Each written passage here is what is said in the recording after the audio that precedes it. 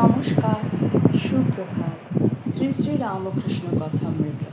তব কথামৃতং তপ্ত জীবনং কবিভিरीडितं কলমশাপহম শ্রবণমঙ্গলং শ্রীমদাততং ভুবি গৃহন্তি ये হৃদা জনঃ।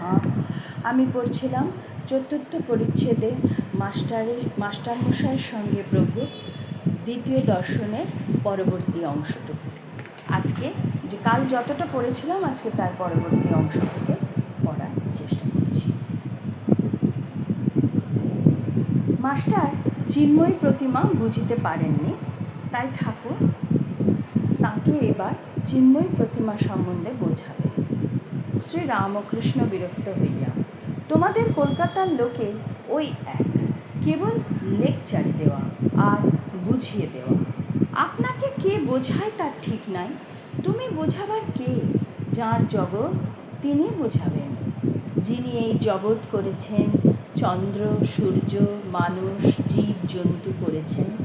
জীবজন্তুদের খাবার উপায় পালন করবার জন্য মা বাপ করেছেন, মা বাপের স্নেহ করেছেন, তিনিই বুঝাবেন।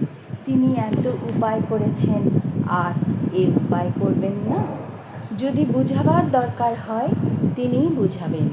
তিনি তো অন্তর্যামী।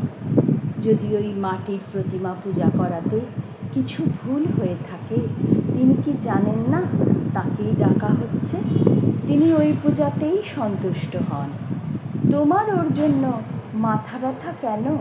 তুমি নিজের যাতে জ্ঞান হয়, ভক্তি হয় তার চেষ্টা করো। এইবার তাহার অহংকার বোধহয় একেবারেই চূর্ণ হইল। তিনি ভাবিতে লাগিলেন, ইনি যা বলেছেন তা তো ঠিক, আমার বোঝাতে যাবার কি দরকার? আমি কি ঈশ্বরকে জেনেছি, না আমার তাঁর উপর ভক্তি হয়েছে? আপনি শুতে স্থান পায় না, শঙ্করাকে ডাকে। জানি না, শুনি না, পরকে বোঝাতে যাওয়া বড়ই লজ্জার কথা ও হীন বুদ্ধির কাজ। এ কি অঙ্কশাস্ত্র, না ইতিহাস, না সাহিত্য যে পরকে বুঝাবো? এ যে ঈশ্বর তত্ত্ব। ইনি যা বলছেন মনে বেশ লাগছে। ঠাকুরের সহিত তাহার এই প্রথম ও শেষ তত্ত্ব। শ্রীরামকৃষ্ণ, তুমি মাটির প্রতিমা পূজা বলছিলে। যদি মাটিরই হয় সে পূজাতে প্রয়োজন আছে। নানা রকম পূজা ঈশ্বরই আয়োজন করেছেন। যার জগৎ তিনিই এসব করেছেন অধিকারী ভেদে। যার যা পেটে সয় মা সেইরূপ খাবার বন্দোবস্ত করেন। এক মার 5 ছেলে, বাড়িতে মাছ এসেছে, মা মাছের নানা রকম ব্যঞ্জন করেছেন। যার যা পেটে সয়, কারো জন্য মাছের পলুয়া, কারো জন্য মাছের অম্বল, মাছের চচ্চড়ি, মাছ ভাজা, এইসব করেছেন।